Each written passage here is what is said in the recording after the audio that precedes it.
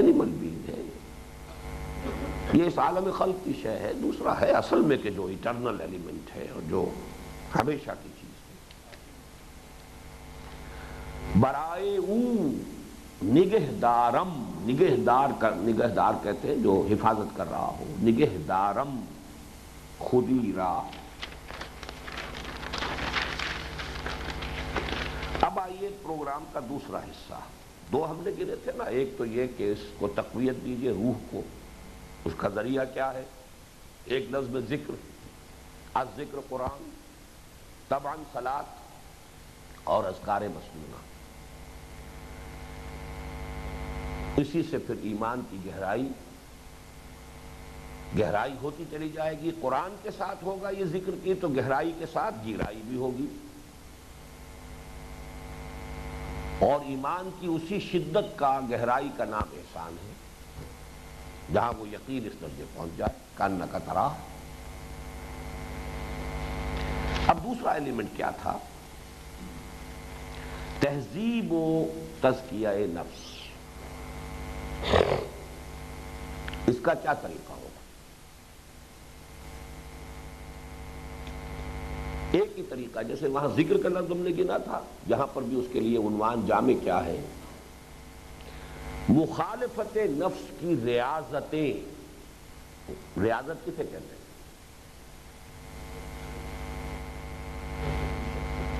Exercises, مشقتیں. جسمانی طور پر ریاضت پہلوان کرے گا، کثرت جسے آپ کہتے ہیں، یہ ریاضتیں کہلاتی ہے. یہ جو صوفی کرتے ہیں عبادت و ریاضت. موسیقی سیکھنے والا ریاض کرتا ہے، کیونکہ بڑی مشق کرنی پڑتی ہے، خون پسینہ ایک کرنا پڑتا ہے، ورنہ سوری ٹھیک نہیں ہوتا. ہمارے چشتی صاحب کو کسی قاری کی قرات پسند نہیں آتی ہے، اپنے سید صاحب کو، سید سراج صاحب جو بے سرا ہے، یہ تو وہ کسی کو مانتے ہیں کہ ہاں اس کا سر ٹھیک ہے. بہرحال قرآن مجید کی قرات کرنی ہے تو اس کے اندر بھی تو سر چاہیے. بے ہنگم آواز کو جو ہے اسے شور کہتے ہیں. قرآن کے اندر غنا اللہ نے رکھا ہے، ملکوتی غنا ہے. You have to bring it out. تو مخالفت نفس، تقویت روح، اور ادھر نفس کی مخالفت ایکسرسائز کرنی پڑے گی. اس میں نمبر ایک اقامت الصلاۃ. یہاں لفظ اقامت پر زور دیجیے. صلاۃ تو ذکر ہے، اس کی اقامت یہ ایکسرسائز.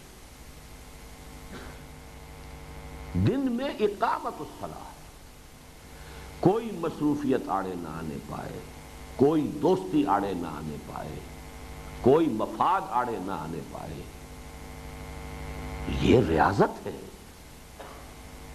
اصل ریاضت. طبیعت آمادہ نہیں ہے، نہ ہو آمادہ، آنا ہے. یہ ریاضت ہے، مخالفت نفس ہے. دوست آ گیا، رشتہ دار آ گیا، کوئی آ گیا.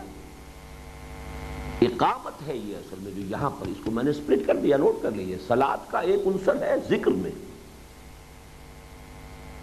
اس میں یہ بھی آ گیا کہ قرآن پڑھ رہے ہیں آپ، یہ بھی آ گیا سبحان اللہ سبحان اللہ سبحان اللہ العظیم سبحان اللہ سبحان ربی الاعلیٰ سبحان ربی العظیم اللہ اکبر اللہ اکبر. یہ بھی اس کے اندر آ گیا. تکبیر، تحلیل، تسبیح سب آ گئے. پھر یہ کہ جسمانی بھی اس کے اندر ذکر ہو رہا ہے کہ آپ ایک ڈرل بھی کر رہے ہیں. اللہ کے سامنے جھکنے کی ڈرل ہے. کھڑے بھی ہیں تو جھکے ہوئے قنوت کے ساتھ، اور رکوع کیا ہے اور پھر سجدے میں چلے گئے. وہ ذکر ہے.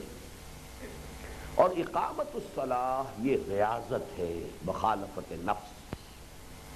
شدید ترین سردی ہے، پانی یخ ہے. آپ پانی جب تک ہے، چاہے یخ ہو چاہے کچھ ہو، آپ تیمم نہیں کر سکتے. وضو کرنا پڑے گا، نماز پڑھنی پڑے گی. رات کو تہجد جو ہے، اب اس میں بھی بہی جو ہے وہ ذکر والے کھاتے میں لے جائیے. اور تہجد نیند کی مخالفت، یہ مخالفت نفس ہے. بہی وہ ذکر والا پہلو، ہم جو انالیسس کر رہے ہیں اس کو اب ہر ایک چیز کو اپنے کھاتے میں تقسیم کرتے جائیں گے. وَمِنَ اللَّيْلِ فَتَهَجَّدْ بِهِ نَافِلَةً لَكَ إِنَّ نَاشِئَةَ اللَّيْلِ هِیَ أَشَدُّ وَطْئًا. یہ نفس کو کچلنے میں بہت مؤثر ہے، یہ نفس کو کچلنے کے لیے. باقی قرآن اس میں آپ پڑھیں گے وہ ذکر ہے. دو آتشہ کہیے، لیکن یہ کہ اس وقت انالیسس کے درجے میں علیحدہ رہتا. دوسرے صوم، اینیمل انسٹنکٹس کی مخالفت. یہ آپ عظمت صوم پڑھ چکے ہیں، اس میں ساری یہ بحث آ چکی ہے. یہ تو آج جو ہے اب وہی ہے نا کہ آپ کسی بازار سے چلے جائیں فیصلہ آباد میں گھنٹہ گھر جا پہنچیں گے. بات تو وہی ہے، دین تو ایک ہے، اس کی حقیقت ایک ہے، ایک وحدت ہے، ایک آرگینک ہول ہے. باتیں تو وہی ہیں، نئے عنوان سے ہیں، نئی ترتیب سے ہیں، نئے حوالے سے ہیں. تیسری چیز انفاق مال، وَإِنَّهُ لِحُبِّ الْخَيْرِ لَشَدِيدٌ. زُيِّنَ لِلنَّاسِ حُبُّ الشَّهَوَاتِ مِنَ النِّسَاءِ وَالْبَنِينَ وَالْقَنَاطِيرِ الْمُقَنطَرَةِ مِنَ الذَّهَبِ وَالْفِضَّةِ وَالْخَيْلِ الْمُسَوَّمَةِ وَالْأَنْعَامِ وَالْحَرْثِ.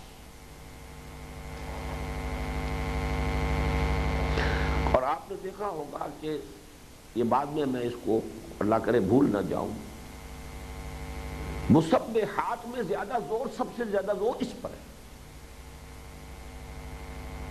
وہ کیوں ہے اس کی بات بعد میں آئے گی، میری آج کی ترتیب میں یہ بات بعد میں آئے گی. آمنوا باللہ ورسولہ وانفقوا مما جعلکم مستخلفین فیہ.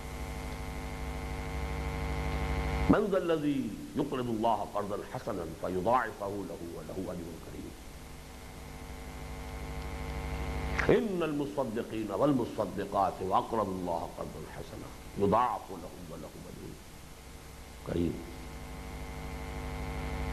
پھر آگے چل کر سورہ منافقون، وانفقوا مما رزقناکم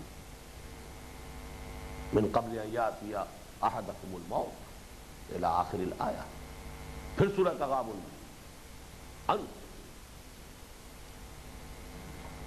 اس کی کا ایک خاص سبب ہے، لیکن میں نے اس وقت یہاں اس کو تیسرے نمبر پر رکھا ہے.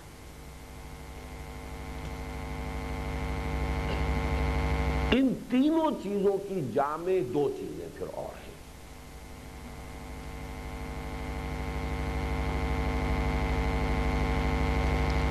اب یہ شاید میں پہلی مرتبہ اس طرح کی کیٹیگورائزیشن کر رہا ہوں. آج بیٹھ کر میں نے صبح سے یہ نوٹس بنائے ہیں، تو پھر خود اپنے ذہن کا جائزہ لے کر جائزہ بھی لیا، تجزیہ بھی کیا. تین چیزیں یہ تو تینوں ہر حال میں ہیں. اب دو کیفیتیں ہو سکتی ہیں خارج کی، ماحول کی. یا تو دین غالب ہے، اسلامی ریاست قائم ہے، تو اب تینوں چیزوں کی اضافی جامع چیز ہے حج.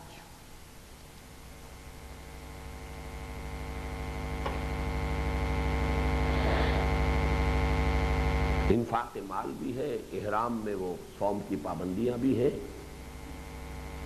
بلکہ اس سے اوپر جائیے ذکر بھی ہے. پھر مشقت بھی ہے، بڑی سخت مشقت ہے، تھکا دینے والی چیز ہے حج. اچھے اچھوں کا جو ہے چی بول جاتی. اور اسی مرحلے پہ اصل میں وہ انفاق کا ایمفیسس ہوئی، اس لیے کہ یہ صورتیں نازل ہوئی ہیں کب؟ جبکہ دین کا تمکن ہو چکا. میں نے آپ کو بتایا ہے کہ یہ نصف ثانی جو ہے مدنی دور کا، اس میں ساری نازل ہوئی، سوائے سورہ حشر کے. سب مسبحات جو ہے تمکن ہو چکا ہے. تو اب اصل میں انفاق سب سے زیادہ جو ایمفیسس. لیکن اگر غلبہ دین نہیں ہے تو دین کی دعوت اور اقامت کی جد و جہد، یہ چوتھی چیز ہے.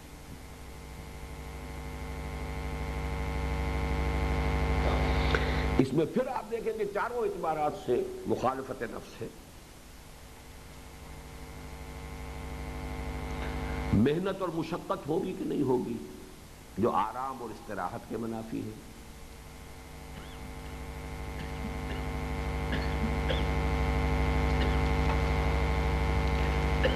تہمت اور ملامت ہوگی کہ نہیں؟ جو عزت نفس کے منافی ہے، تحسین و تعریف ہو تو نفس موٹا ہوتا ہے. اور کیا تم اس اسلام کی دعوت دے رہے؟ تم اپنا حال تو دیکھو، تمہارا یہ کردار ہے، تمہارے اندر یہ ہے. کوئی 2 باتیں صحیح کہیں گے تو 4 باتیں غلط بھی کہیں گے. اب دیکھیے یہ وہ ضرورت ہے جس کے لیے صوفیہ کے طبقے نے باقاعدہ ملامتیہ فرقہ ایجاد کیا.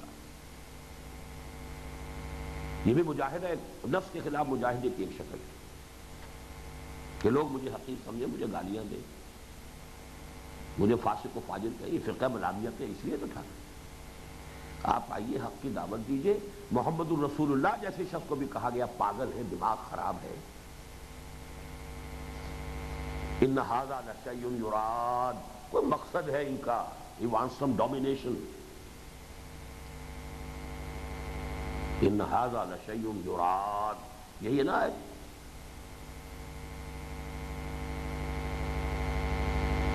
مسحور ہے، شاعر ہے، ساحر ہے. کذاب، ساحر کذاب. مخالفت نفس ہو گئی کہ نہیں؟ سنو، صبر کرو، جھیلو. انفاق مال و وقت، مخالفت نفس ہو گئی کہ نہیں؟ کیسے ہوگا؟ وقت لگا رہے ہیں تو بھی ٹائم از منی. مال لگا رہے ہیں تو ڈائریکٹ ہے ہی، وقت لگا رہے ہیں تو بھی ٹائم از منی.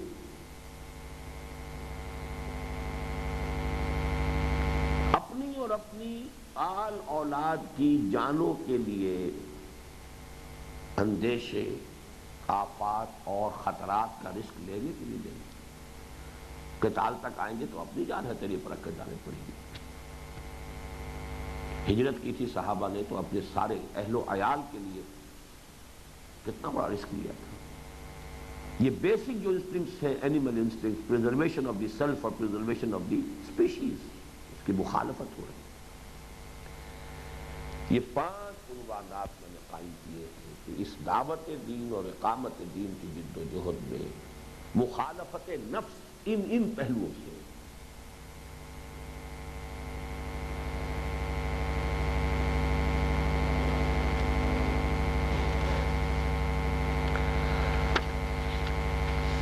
یہ تو جو سلوک محمدی ہے صلی اللہ علیہ وسلم، اس کی مثبت و منفی دونوں اعتبارات سے تکمیل ہو گئی.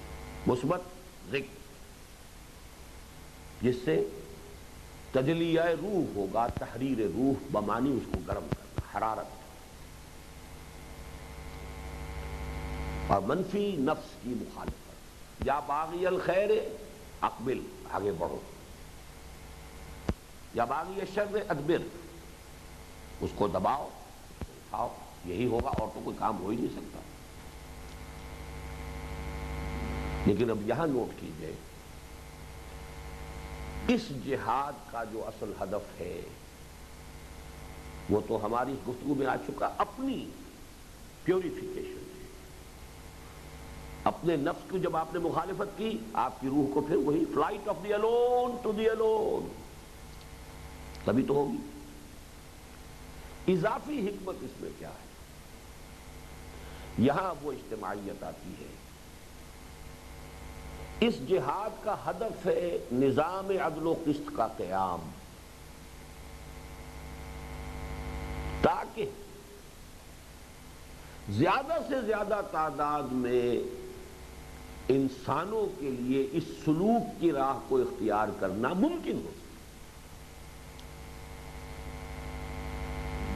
کس قدر خود غرضی ہے کہ ایک آدمی 40 برس اس نے لگا دیے اپنے جنگلوں کے اندر، وہ اپنے آپ کو رگڑ رہا ہے، مانج رہا ہے، رگڑ رہا ہے، مانج رہا ہے، رگڑ رہا ہے، مانج رہا ہے. کروڑوں انسان جو ہے وہ ظلم کی چکیوں تلے پس رہے ہیں. انہیں موقع ہی نہیں اس کا کہ وہ کبھی کوئی اعلیٰ خیال ان کے حاشیہ خیال میں گزر سکے. یہ بڑی خود غرضی ہے. اپنے آپ کو اپنے نفس کی اسر و اغلال سے آزاد کرو، لوگوں کو بھی تو ظلم اور استحصال کے اسر و اغلال سے آزاد کرو تاکہ وہ بھی آگے بڑھ سکے. کیسے بڑھیں گے؟ پسے ہوئے. یہ تزکیہ نفس کے حوالے سے یہ ہے وہ حکمت در حقیقت کہ ہمارے دین میں، اور یہ مضمون وہ ہے کہ جو میرا مقصد بعثت محمد صلی اللہ علیہ وسلم والے میں سیکنڈ چیپٹر میں واضح ہوا ہے۔ اور چونکہ یہ دور وہ آ رہا تھا، حضور اس دور کے فاتح تھے کہ جس میں نظام کی اہمیت اور نظام کی گرفت جو ہے افراد کے اوپر فیصلہ کن ہو رہی تھی۔ اس سے پہلے نظام کی یہ گرفت نہیں تھی۔ انڈیویجولز ور مور فری، مور آٹونومس۔ اب رفتہ رفتہ یہ نظام، اب تو آپ ورلڈ آرڈر کی طرف جا رہے ہیں نا۔ لیکن جس وقت سے کہ دنیا کے اندر مملکت اور امپائرز کا وجود ہو گیا تھا، در حقیقت نظام کے بندروں میں جکڑے گئے لوگ۔ The great majority of people حیوانوں کی طرح کام کر رہے ہیں، لڈو اونٹوں کی طرح کام کر رہے ہیں، پولوؤں کے بیلوں کی طرح کام کر رہے ہیں، اور اے فیو وہ بیٹھے ہوئے ہیں ایرسٹوکریٹس، جاگیردار بادشاہ، ان کے منظور نظر ارسطو جی ہے، وہ بھی تو تعلیم جو ہے سکندری کو ملے گا۔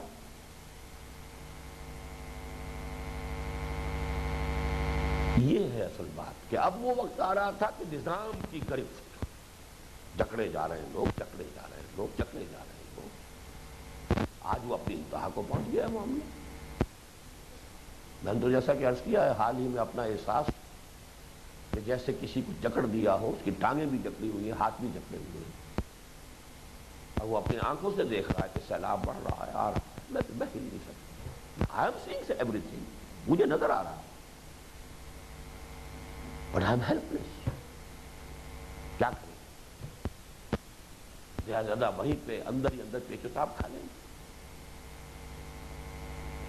کچھ نہیں کر سکتے۔ یہ ہے اصل میں حکمت اس کی۔ وضع الاسر والاغلال، ایکسپلائٹیشن، ریپریشن، ڈسکریمنیشن،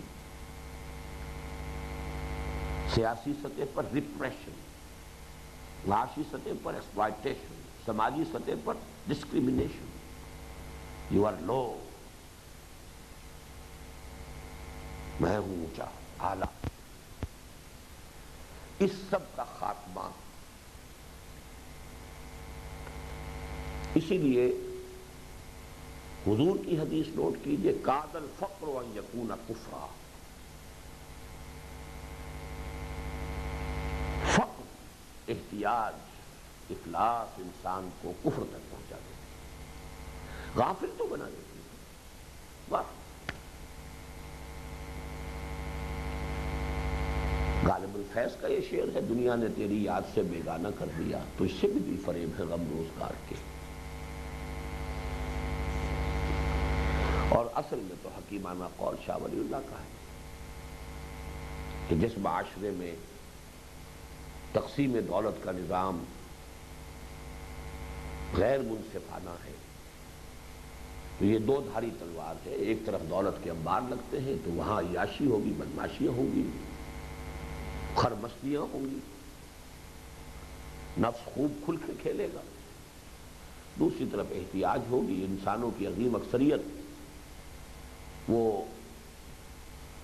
بار برداری کے حیوانات کے مانند کولوں کے بیل بن کر رہ جائیں گے، وہ بھی محروم جن کا۔ اچھا اب ذرا اس کو اس فلسفے کے اعتبار سے، اچھا اسی میں ٹانگ لیجیے، اسی کا نام ہے وہ خدمت خلق کی تیسری نوع۔ خدمت خلق، بھوکے کو کھانا کھلانا بھی انفرادی سطح پر وہ خدمت خلق ہے، وہ نہیں ہوگی تو واقعتاً یہ ہے کہ داعی کی زندگی جو ہے اس کی دعوت لوگوں تک نہیں پہنچے۔ نمبر دو، خدمت خلق ایمان کے حوالے سے ہے، لوگوں کی عاقبت سنوارنے کی کوشش کرنا، دعوت اللہ۔ اس سے بڑی خدمت کوئی نہیں کہ ان کی ابدی زندگی سمجھ جائے۔ نمبر تین، خدمت خلق لوگوں کو اس ظالمانہ نظام کے ظلم و جبر و استحصال سے نجات دلانے کی کوشش۔ طریقت بجز خدمت خلق نیست، وہ شعر اپنی جگہ صحیح، لیکن اگر اس کو سمجھ لیا جائے صرف پہلا درجہ تو پھر وہ در حقیقت وہ اپنے فہم کا قصور ہے، اپنا تصور پہ محدود ہے. لیکن صحیح بات ہے، طریقت بجز خدمت خلق نیست و تسبیح و سجادہ و دلق نیست. لیکن اب آئیے اسی فلسفے کے اعتبار سے جو ہم چل رہے ہیں آج، تصوف کے جو مقاصد ہم نے معین کیے تھے، اس میں اس ساری ایکسرسائز کا حاصل کیا ہے؟ اس ٹرمینالوجی میں تزکیہ نفس، تہذیب نفس، سیلف کنٹرول، اس کا حاصل کیا ہے؟ تصفیہ قلب. کیوں؟ قلب پر زنگ آتا ہی غلط کاموں سے ہے. یہ نفس کی ظلمات ہیں جو چڑھتی ہیں اور سیاہی کی کالک بن کر دل کے اوپر آئینہ قلب جو ہے اس کو مقدر کر دیتی ہے. اندر کی روح کے انوار باہر نکل ہی نہیں سکتے. یہ ایک خارجی شے ہے، عارض ہے، یہ عارضہ ہے، بیماری ہے. ان هذه القلوب لتصنع كما يصنع الحديد اذا اصابه الماء. اوپر پانی پڑے گا تو زنگ آئے گا. یہ نیچے سے گناہوں کا آ رہا ہے کہ جس نے اس دل کے اس سٹیل کو، اس تیغ براں کہیے تو اس کو اس پر زنگ لگا دیا. کلا بل ران علی قلوبہم ما كانوا یکسبون. ان کے دلوں کے اوپر جو زنگ آ گیا ہے در حقیقت وہ ان کے اعمال بد کی وجہ سے. اعمال صحیح ہو جائیں گے، تزکیہ نفس ہو جائے گا، آپ کنٹین کر لیں گے نفس کو اس کی اپنی حدود کے اندر، تو اوپر کا زنگ اتر جائے گا. تو وہ ایک طرف ذکر الہی ہو رہا ہے تصفیہ و تجلیہ قلب کے لیے، اور ایک طرف یہ کہ تزکیہ نفس ہوا. حاصل جو ہے قلب، ورنہ اصل شے اندر روح ہے. قلب کو تو ہم نے جیسا کہا، یا تو یوں سمجھیے کہ وہ ان دونوں کے مابین یا ادھر یا ادھر، یا تو اس تشبیہ سے سمجھیے کہ ہاتھ میں اس کے ہے کہ ڈنڈی یوں کرے گا یا یوں کرے گا، یہ اس کا ہے، تو منبع ارادہ اس کو مانتے ہیں کہ قلب ہے.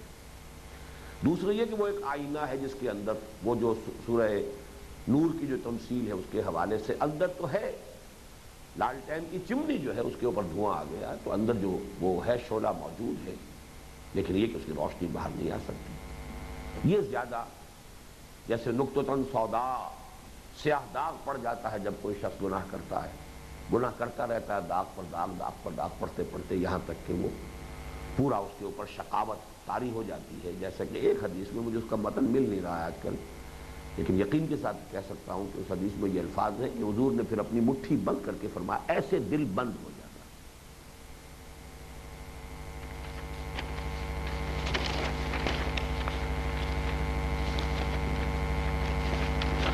میرا یہ خیال ہے کہ ہم اپنے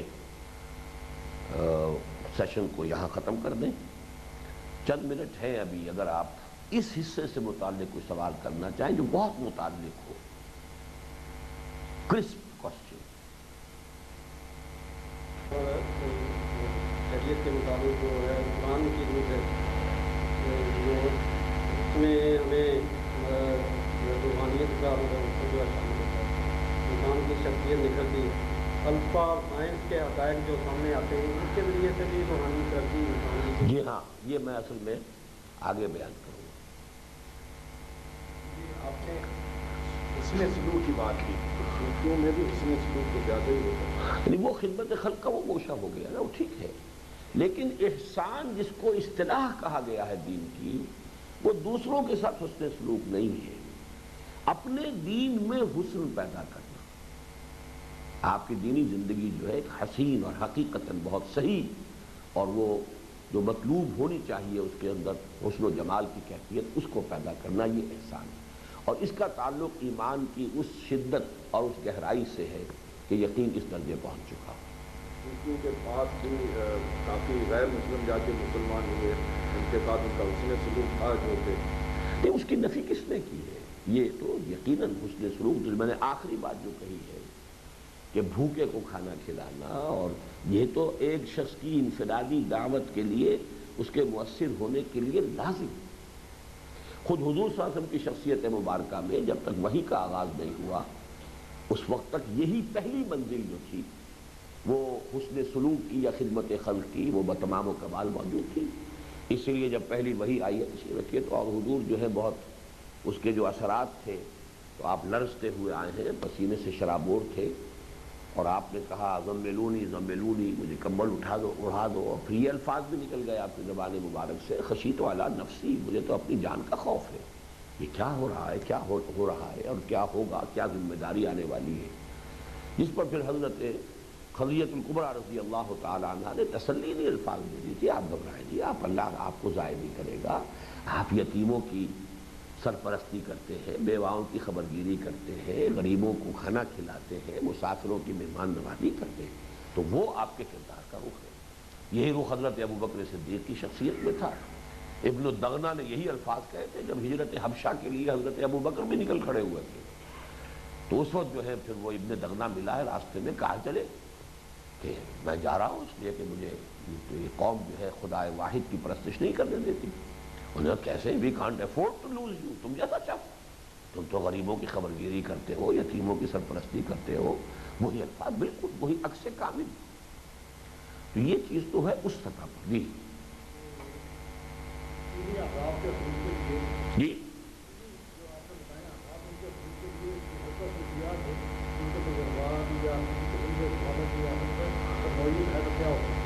اصل میں دیکھیے جو میرا سیکنڈ سیشن ہے اس پر، وہ ہے اس پر کہ اس میں انحراف کیا ہوا،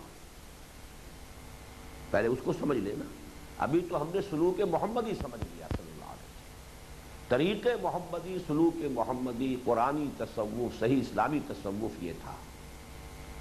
اس کے بعد انحراف کیا ہوا، کیوں ہوا، جب تک وہ بحث نہ ہو جائے اس وقت تک جو ہے اس سوال کا جواب جو ہے قبل از وقت ہے. اسلامی نظام قائم نہیں ہے تو مخالفت نفس کی اجازتوں کے سلسلے میں یہ طلبہ دین کی جد و جہد کو اول فوقیت حاصل ہے. بالکل حج پر تو یقیناً فوقیت حاصل ہے. ہندوستان میں اس کے لیے میں آپ سے عرض کر دوں، ویسے تو یہ کہ یعنی حضور صلی اللہ علیہ وسلم کا جو طرز عمل ہے، بدقسمتی سے ہماری تو ویلیوز ہی بڑی مختلف ہو گئی ہے. حضور صلی اللہ علیہ وسلم کے راستے میں کوئی رکاوٹ نہیں تھی. سن 8 میں بھی آپ نے حج نہیں کیا. کیوں نہیں کیا؟ فاتح کی حیثیت سے داخل ہوئے تھے، رمضان میں داخل ہوئے تھے. اس کے بعد ابھی 2 مہینے کے بعد آنے والا ہے حج. اس کے بعد بھی مہینہ 1.5 مہینہ اور لگ گیا ہے وہاں تب معاشرہ طائف کے اندر. اب تو گویا کہ حج کے دن تھے تقریباً سب کے، جبکہ آپ وہاں سے واپس آ گئے، حج نہیں کیا. سن 9 میں پھر نہیں کیا. حضرت ابوبکر کی عمارت میں قافلہ بھیج دیا. سن 10 میں کیا، ایک ہی کیا. تو ہر شے کی ایک جو آپ کو نسبت و تناسب جو ہے، ہمیشہ تمام اجزاء کو سامنے رکھ کر پھر اس کے اندر ریشو پروپورشن کو دیکھنا ہوگا، اور فریم آف ریفرنس ہوگا سیرت النبی صلی اللہ علیہ وسلم. کس چیز کی کیا قدر و قیمت، ریلیٹیو امپورٹنس کس کی کیا ہے. یہاں تو اب یہ ہے نا الٹی جو ہو گئی ہے، حرام سے کمائے جاؤ، ہر سال حج کیے جاؤ، ہر رمضان میں عمرہ کیے جاؤ، باقی نہ دین سے غرض، نہ دین کی جد و جہد سے غرض.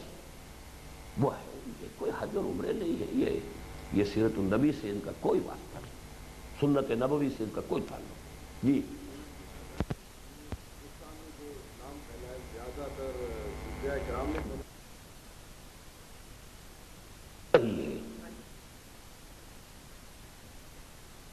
آپ جیسے فرض ہے ویسے حج فرض ہے. جی ہاں، اور فرض میں بھی میں یہ سمجھتا ہوں کہ ایک اور حدیث کیونکہ ملتی ہے کہ 5 سال اگر گزر گئے ہو تو پھر یہ کہ اگر امکان ہے تو کرنا چاہیے. یعنی میں اس کی نفی نہیں کر رہا، لیکن یہ کہ وہ جو سمجھ لیا گیا ہے کہ بس نیکی وہ ہے اور جامع نیکی وہی بن جائے گی، وہ اس کا اصل میں اس کی تصحیح مقصود ہے. بس میرا خیال اب اس پہ ختم کرتے ہیں. سبحانک اللہم و بحمدک نشہد ان لا الہ الا انت نستغفرک و نتوب الیک.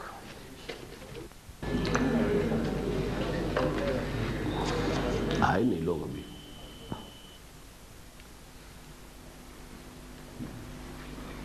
قرآن اور سنت کی جو اصطلاح ہے احسان، جس کے لیے ایک نیا عنوان تصوف اختیار کیا گیا، اس کا موضوع کیا ہے، اس کے مقاصد کیا ہیں، ان پر بھی ہماری گفتگو ہو چکی ہے، اور اس کا طریق مسنون یا طریق منصوص یا طریق معصور کیا ہے وہ بھی ہمارے سامنے آ چکا ہے۔ اب ہم آگے بڑھ رہے ہیں کہ اس طریقے سے انحراف کیا ہوا اور کیوں ہوا۔ ہوئی تاخیر تو کچھ باعث تاخیر بھی تھا، کوئی اسباب ہوتے ہیں، انہیں بھی میں دو عنوانات کے تحت ہی بیان کرنا چاہتا ہوں۔ جیسا کہ ہم نے دیکھا کہ اصل میں اس کے لیے جو طریقہ ہے وہ بھی دو حصوں پر مشتمل تھا۔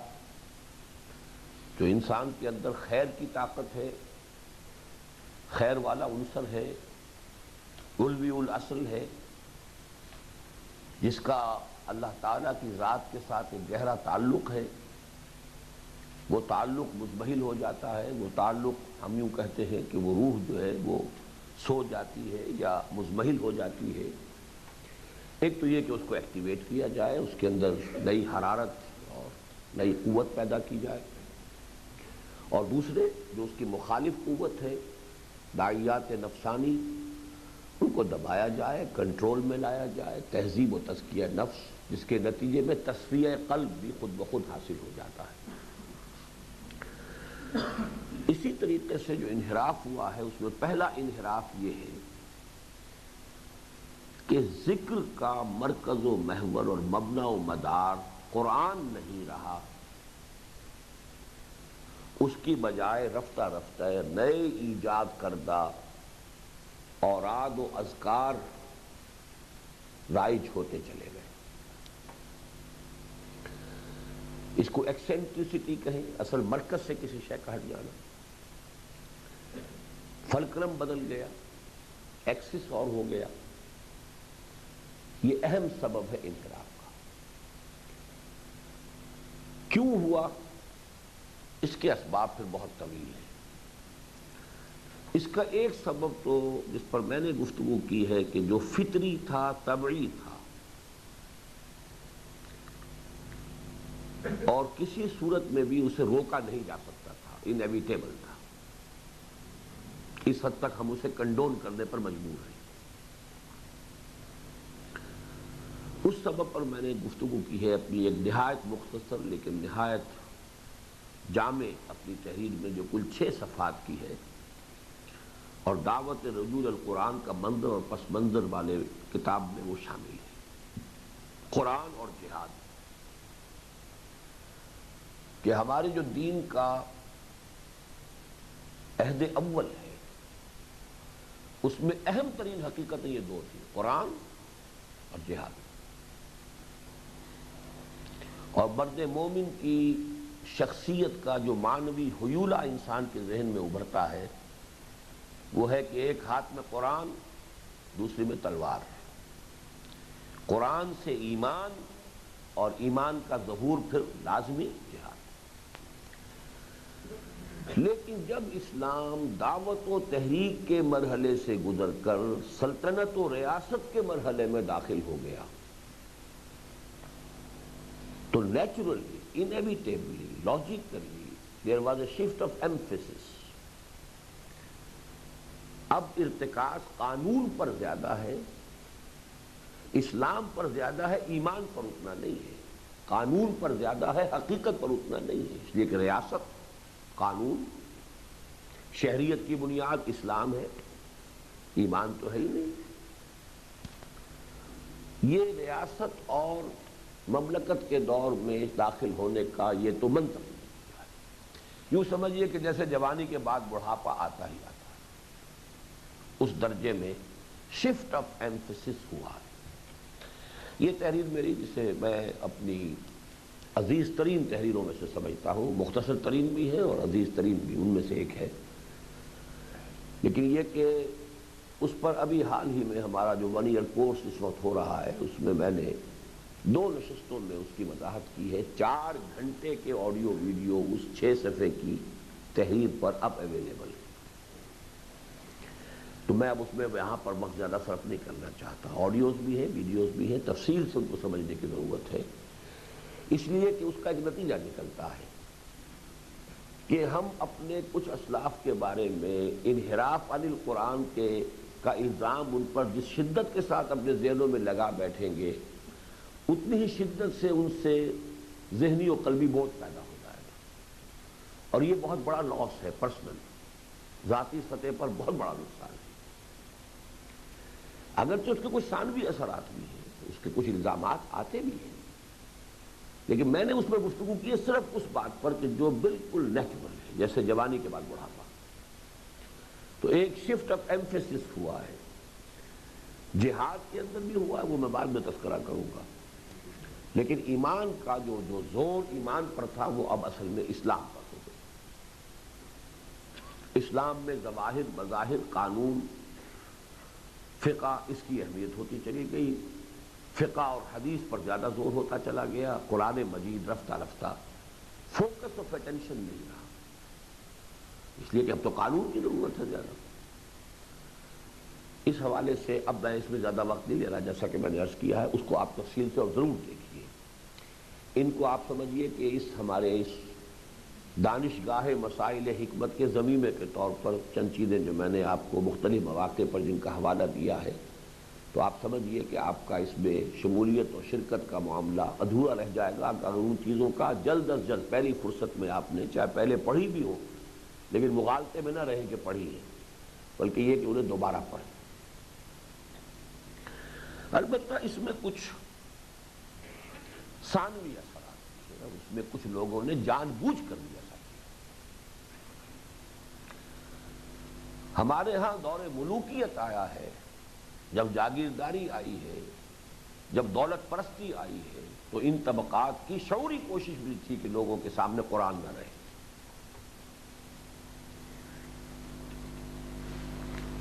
چشم مسلم سے رہے پوشیدہ یہ آئیں تو خوب، اس لیے کہ جتنا وہ کھلے گا اتنا ہی ہمارے اوپر تنقیدی نگاہ اٹھے گی۔ قرآن کو بند بہتر ہے کہ کتاب بند ہے، اسے پڑھو حصول ثواب کے لیے۔ یہ معاملہ اور بھی کچھ، لیکن اس پر بھی میں اب آپ کو صرف حوالہ دے کر گزرنا چاہتا ہوں۔ چشتی صاحب نے اس پر ایک مقالہ لکھا تھا، بہت پہلے میں نے اسے شائع کیا تھا میثاق میں، ابھی حال ہی میں چند ہی ماہ ہوئے ہیں حکمت قرآن میں وہ پھر ریپبلش، بہت قیمتی مقالہ،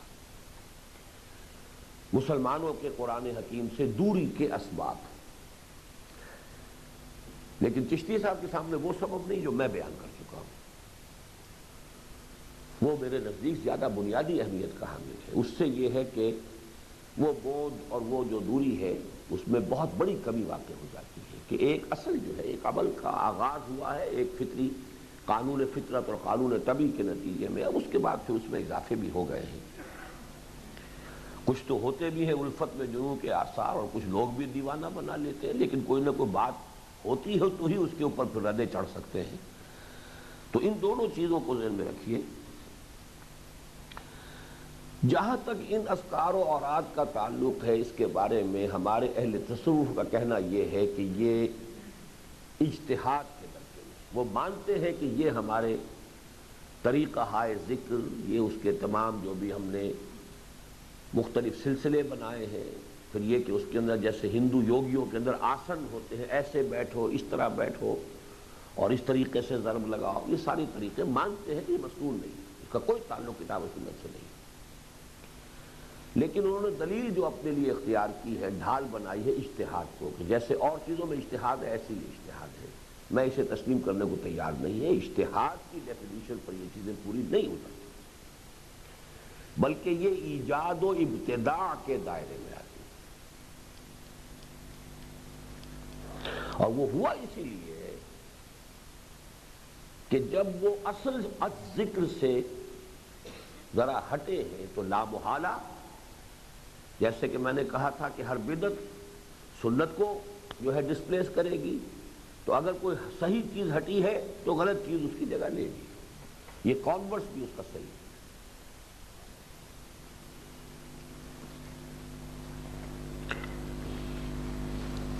اس کے جو نتائج برآمد ہوئے ہیں، نمبر ایک تو یہ کہ ذکر کے یہ نئے اوراد اور طریقے اذکار یہ ایجاد کرنے پڑے، اس کا تذکرہ تو ہو گیا۔ نمبر دو یہ کہ اس کی مقدار میں شدت میں اضافہ کرنا پڑا۔ قرآن کی تاثیر، اس کی جو اپنی ایک کوالٹیٹیو حیثیت ہے، دوسروں کی کوانٹیٹیو مقدار بڑھا کر اس کے اندر جو ہے اس کی تلافی کی گئی ہے۔ ایسے ایسے مشقت طلب معاملات، اس لیے کہ ظاہر بات ہے کہ کوئی دوسرا یہ طریقہ جو ہے، چاہے وہ مجتہدانہ ہو اور چاہے مبتدعانہ ہو، وہ قرآن کی سی تاثیر اس کے اندر تو پیدا نہیں ہو سکتی۔ لہذا اس میں آپ اس کی مقدار، اس کوالٹی کی کمی کو آپ کو کوانٹیٹی سے کمپنسیٹ کرنا پڑا۔ اس سے بھی زیادہ خطرناک نتیجہ یہ برآمد ہوا کہ جب ایک اس پہلو سے بھی قرآن اور پیچھے چلا گیا۔ دیکھیے ایک وشس سرکل ہوتا ہے، ایک طبعی سبب کی وجہ سے قرآن پر سے ایمفیسس کم ہو گیا۔ ایمفیسس کم ہو گیا تو روحانی پیاس ان اذکار کے ذریعے سے بجھنی شروع ہو گئی، قرآن پھر اور پیچھے چلا گیا اور اذکار رفتہ ہو گیا۔ اس کا جو سب سے خطرناک نتیجہ نکلا کہ قرآن کے فکر اور فلسفے سے بھی دوری ہو گئی۔ قرآن صرف ذکر نہیں دیتا تھا، ایک انٹلیکچوئل ڈائمنشن بھی دیتا تھا۔ انسان کی انٹلیکچوئل پیاس، اس کی فلسفیانہ کویسٹ، فلسافیکل کویسٹ، اس کی نوسس، جس کو ہم گنوسس کہیں، اس کی جو اس کے اندر تھرسٹ ہے، معرفت، قرآن تو وہ بھی تو دے رہا تھا نا۔ اب جب قرآن سے اور دوری ہوئی، یہ خلا جو ہے پھر سائیکلونز آئے ہیں، اور اب یہ فلسفہ اور یہ منطق، اور یوں سمجھیے کہ ہمارے سارے انٹلیکچوئل اس کے بعد سے جو ہے وہ ارسطو کا جو بھی فلسفے کا سلسلہ ہے اور جو افلاطون کا اور نو افلاطونی سلسلے ہیں، شاہ ولی اللہ تک اس کی قید سے آزاد نہیں ہو سکتے۔ اور شاہ ولی اللہ آزاد نہ ہو سکے تو ہم اور کس کی بات کریں؟ یہاں تک کہ ہمارے علم الاخلاق پر کتابیں آپ پڑھیے تو اس میں وہی یونانی حکماء نے جو اصل بنا دیے ہیں کہ یہ ہے بنیادی اخلاقیات، وہاں سے گفتگو شروع ہوتی ہے۔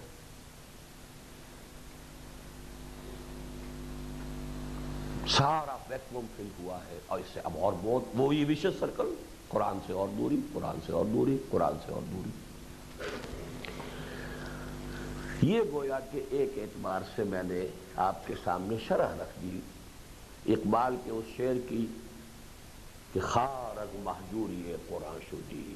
یہ قرآن سے دوری صرف اس معنی میں نہیں کہ پڑھنا چھوڑ دیا یا ماننا چھوڑ دیا، ماننا تو نہیں چھوڑا، پڑھنا بھی نہیں چھوڑا، تلاوت بھی ہوتی رہی۔ قرآن کے ذریعے اپنی ذہنی اور فکری پیاس کو بجھانے کی کوشش، قرآن کے ذریعے اپنی روحانی ترقی کی کوشش، وَاجْعَلْهُ لِي إِمَامًا وَنُورًا وَهُدًى وَرَحْمَةً، اس حیثیت سے جو ہے تعلق منقطع ہوا ہے، نسبت ہماری ختم ہوئی ہے۔ خار از محجوری قرآن شدی، شکوہ سنجے گردش دوران شدی، اے تو شبنم برزمی افتندئی در بغل تاری کتابیں۔ واعظ بھی ہوا تو اب قرآن سے نہیں ہو رہا، واعظ دستاں زنو افسانہ بند، معنی او پس تو حرف او بلند، لفاظی انتہا کی مفہوم ہے ہی نہیں، نو ایسنس۔ از خطیب و دہلوی گفتارے او، با ضعیف و شاذ و مرسل کارے او۔ ضعیف اور شاذ و مرسل حدیثوں کے حوالے سے یا قصے کہانیاں یا صوفیاء کے جو مبالغہ آمیز کچھ سچے کچھ جھوٹے واقعات، سارا واضح اسی سے ہوتا اور وہ تبلیغی جماعت تک پہنچا ہوا ہے۔ فضائل کی کتابوں کے اندر اکثر و بیشتر بھربات جو ہے وہ ضعیف حدیث کی، اور اصول ہے یہ فضائل میں ضعیف حدیثوں میں کوئی حرج نہیں۔ تو سارا مبنا و مدار واعظ کا، نصیحت کا، از ضعیف و شاذ و مرسل کارے، ساری بحث ہے ہی ضعیف اور شاذ اور مرسل احادیث۔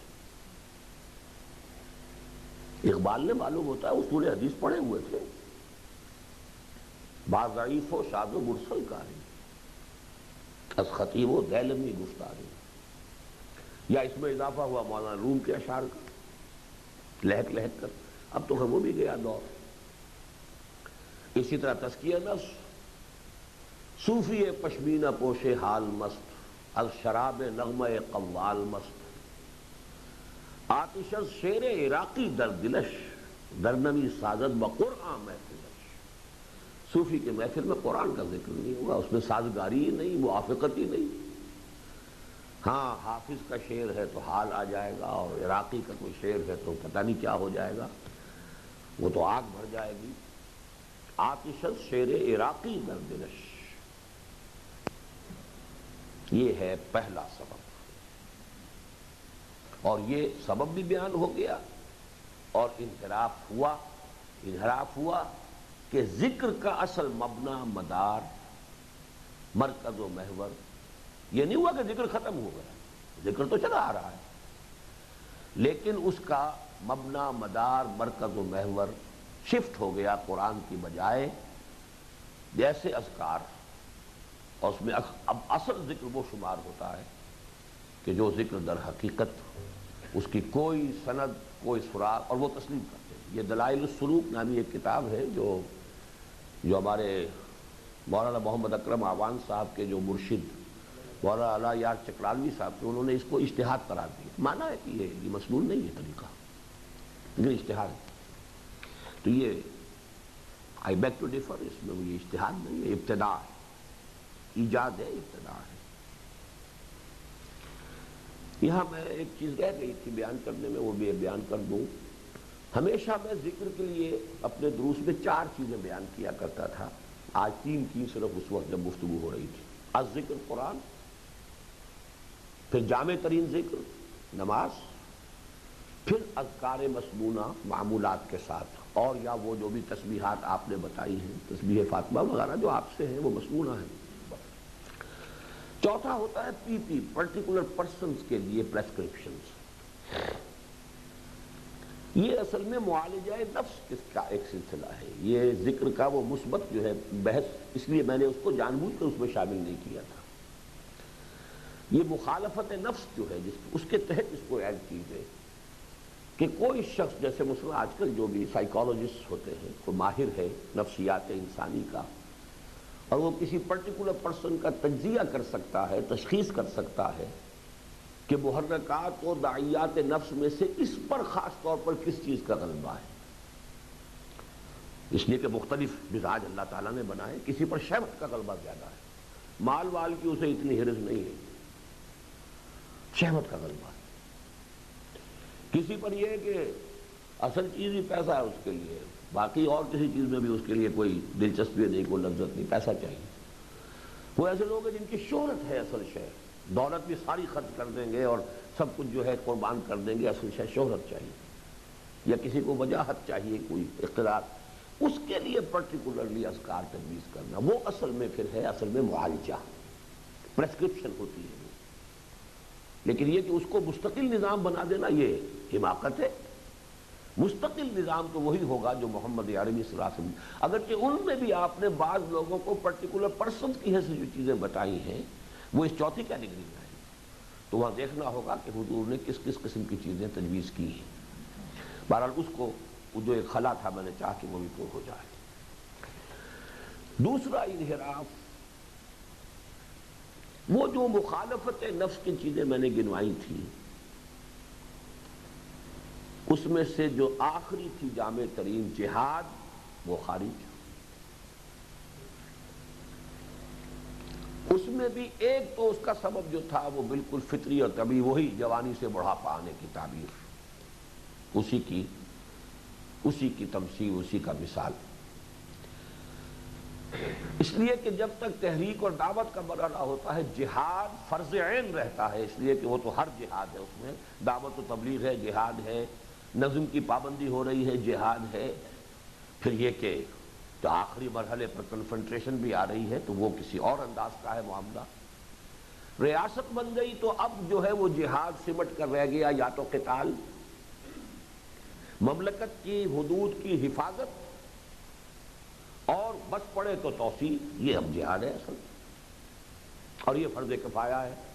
تو گیا وہ ایک طرف تو ذہن سے ویسے ہی ہٹ گیا، لہذا سارا زور ایک تو یہ نہ کہ خلافت راشدہ میں بھی ایک کمی آ گئی، اس لیے کہ اب تو ظاہر بات ہے کہ ادھر سے حضرت عمر نے فرمایا کہ وہاں ضرورت ہے محاذ پر اتنے آدمی چاہیے، نکل آئے، بس فرض کفایہ سب کی طرف سے ہو گیا۔ باقی اب جو یہاں پر بیٹھے ہیں، میں نے ہمیشہ کہا ہے کہ یہ تقرب بالنوافل کا مرحلہ جو ہے وہ لوگوں کے لیے بالکل ٹھیک ہے، یہاں پر وہ اپنے نوافل کے ذریعے سے جو ہے وہ اور جتنا بھی تقرب حاصل کر سکے اللہ تعالیٰ کے ساتھ وہ کریں، یا یہ کہ اب ان کے لیے ایک بہت بڑی جو ہے وہ جامع جو عبادت ہے مخالفت نفس کے لیے وہ حج ہے۔ لیکن یہ کہ جب کہ ابھی وہ جد و جہد جاری تھی تو مسئلہ اور تھا، بالکل وہ جہاد اس وقت فرض عین کے درجے میں تھا۔ لیکن اس کے بعد جو مسئلہ ہوا ہے کہ جب خلافت راشدہ بھی ختم ہو گئی، اب مسئلہ دوہرا ہو گیا، اب نظام ظالمانہ آ گیا ہے، یوزرپرس، ان کے خلاف جہاد ہونا چاہیے تھا نظری طور پر، عملی طور پر دو رکاوٹوں کی وجہ سے نہیں ہوا۔ ایک رکاوٹ کہ فاسق و فاجر مسلمان حکمرانوں کے خلاف قتال کا جہاں تک تعلق ہے، بعض لوگوں کے نزدیک تو حرام مطلق ہے جب تک کہ وہ کفر کا حکم نہ دے، الا ان تروا کفرا بواحا عندکم فیہ من اللہ برہان۔ ہمارے ہاں کا جو خاص طور پر جو اہل حدیث مکتبہ فکر ہے وہ تو یہاں تک ہے، بعض احادیث ہے چونکہ ایسی، لہذا ان کا موقع اس پر قائم ہے۔ امام ابو حنیفہ رحمۃ اللہ علیہ نے بہرحال اس میں واقعتاً یہ مجتہدانہ بصیرت سے کام لیتے ہوئے اس کا دروازہ تو کھول دیا، لیکن شرط اس کی اتنی کڑی لگا دی کہ وہ تقریباً ناقابل حصول ہے۔ ناقابل حصول کیوں ہے؟ یہ دوسرا سبب کے طور پر گن لیجئے، اس لیے کہ وہاں وہ شہری حقوق کا تصور ہی نہیں تھا، right of expression, right of association, جب تک یہ دو رائٹس حاصل نہ ہو وہ قوت آئے گی کیسے؟ وہ تو جہاں بھی معلوم ہوگا کیسا ہو رہا ہے وہ بغاوت سمجھی جائے گی، اور بغاوت کا مطلب یہ ہے کہ وہ قتال کا مسئلہ ہے۔ یہ دو اسباب تجزیہ کر کے اچھی طرح سمجھ لیجیے۔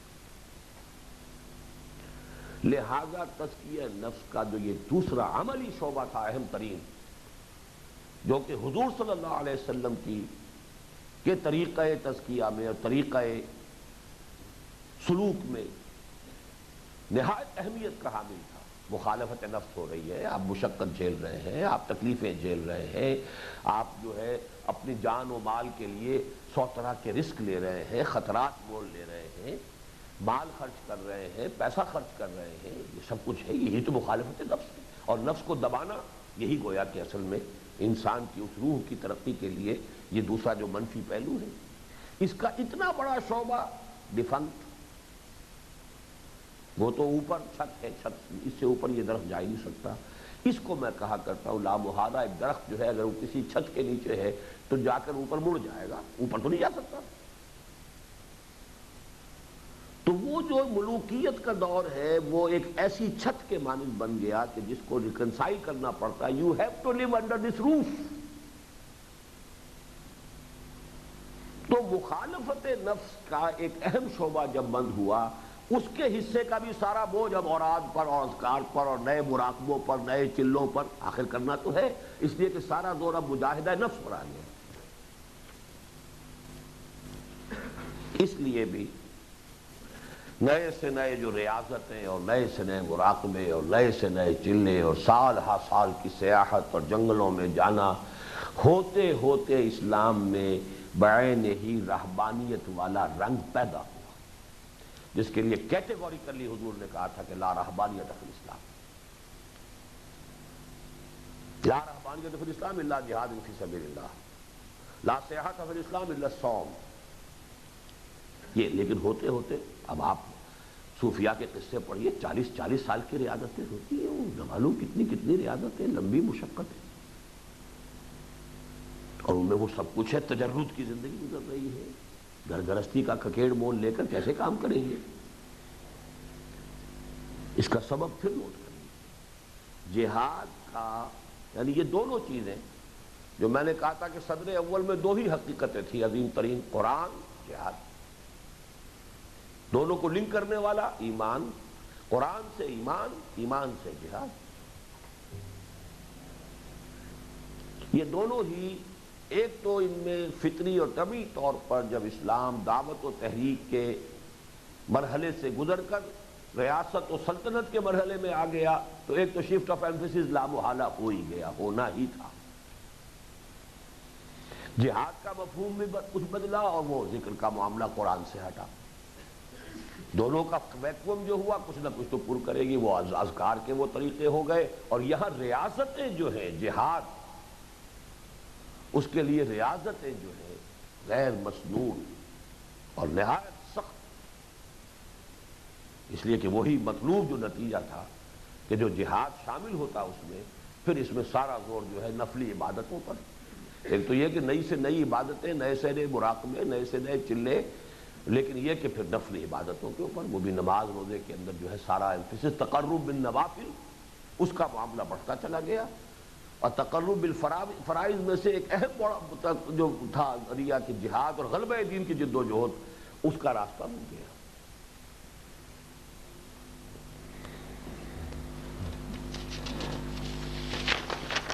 اب آئیے کہ اس کا علاج کیا ہے۔ آج خود ظاہر ہے تشخیص اگر ہو گئی ہے تو علاج بھی ظاہر ہے۔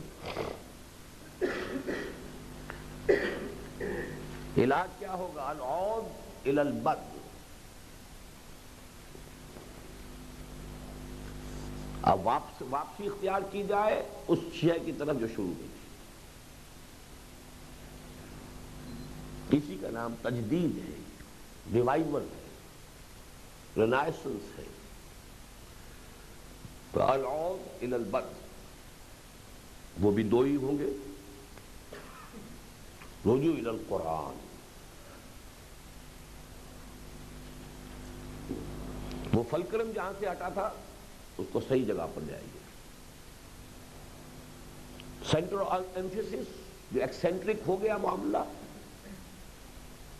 Restore it to its original and correct place.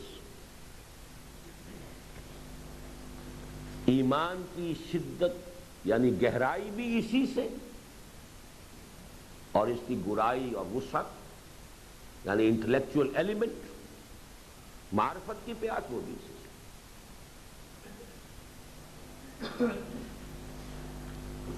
یہ چونکہ ہمارا ایک ایسا موضوع ہے اس پر نہ معلوم کتنی مرتبہ گفتگویں ہوئی ہیں، اس وقت صرف یوں سمجھیے کہ عنوانات قائم کرنے نا کفایت کرتا ہے۔ چوں بجاں در رفت جاں دیگر شود، جہاں تو دیگر شد جہاں دیگر شود، کشتن ابلیس کار مشکل است، زاں کہ او گم اندر آماخ دل است، خوشترا باشد مسلمانش کنی کشتہ شمشیر قرآنش کنی۔ میں اقبال کا یوں ہی قائل نہیں ہوں، میں تو حیران ہوا کرتا ہوں اس شخص کی فکر کی بلندی، یوں ہی میں نے اسے فکر اسلامی کا مجدد نہیں مان لیا ہے۔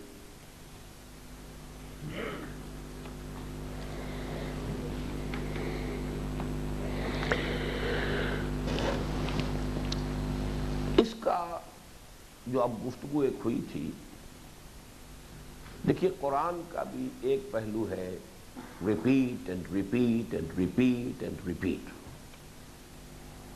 پڑھے جاؤ پڑھے جاؤ پڑھے جاؤ پڑھے جاؤ۔